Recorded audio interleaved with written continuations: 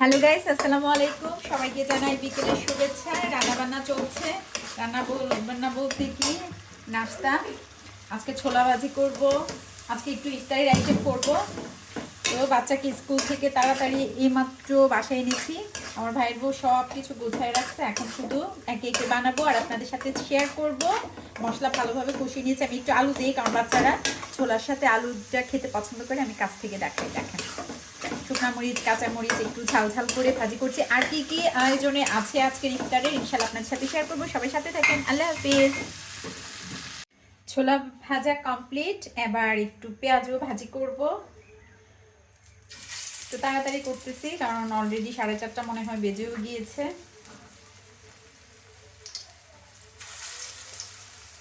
অনেকদিন পরে রোজানা আসতে ইফতারির আয়োজন,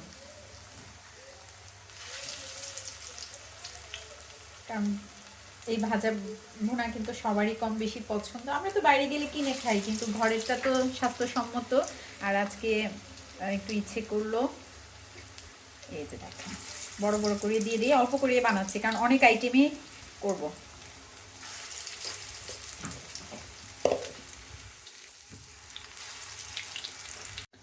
এই যে দেখেন, পেঁয়াজ ভাজা হয়ে গেছে। এবার উঠাই নিব, বেশি মচমচা করব না।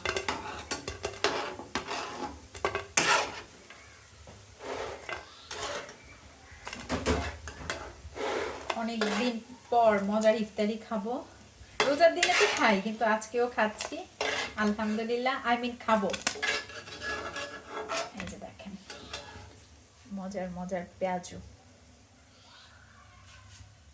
চলেন এবার আলুর চপ ভাজি। আলুর চপ ভেজে নিব। বিসমিল্লাহ।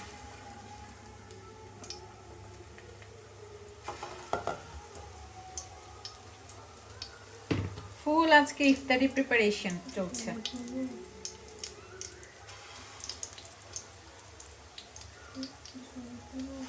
না মানবে না।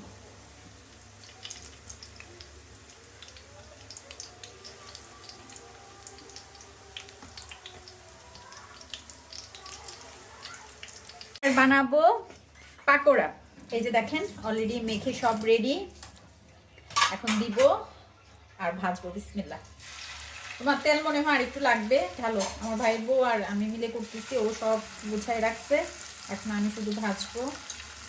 দুজনে মিলে কাজ করলে আসলে খুব তাড়াতাড়ি হয়ে যায় কাজ।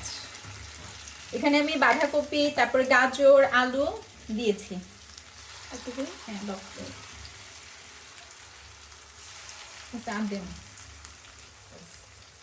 পাকোড়াটা কিন্তু ধনিয়া পাতা দিলে আরো মজা হতো, তাই না? কিন্তু আমি তো ধনিয়া পাতা খাবো না, এই জন্য দিন। আমার জন্য আমার বাচ্চারাও খেতে পারে না। দিয়ে দিই সবগুলো, একবারে ভাজা হয়ে যাক। গ্যাস থাকে না, একটু আগে মাত্র গ্যাস আসছে। আমাদের সিলিন্ডারও কোথাও পাচ্ছি না আমরা। হাই হিটে ভেজে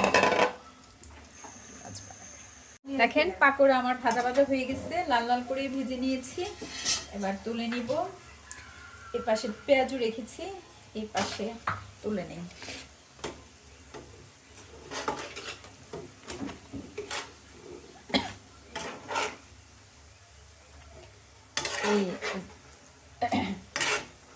একদম ক্রিস্পি হয়েছে মাশাআল্লাহ। এই যে দেখেন, টিস্যুর মধ্যে দিয়ে দিচ্ছি যাতে তেলটা একটু ইয়ে হয়ে যায়।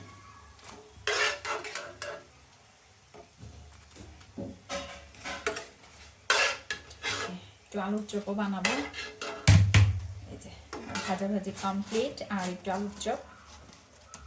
এই যে দেখেন, এখানে আছে পেঁয়াজু আর এখানে আছে পাকোড়া, গরম গরম পাকোড়া।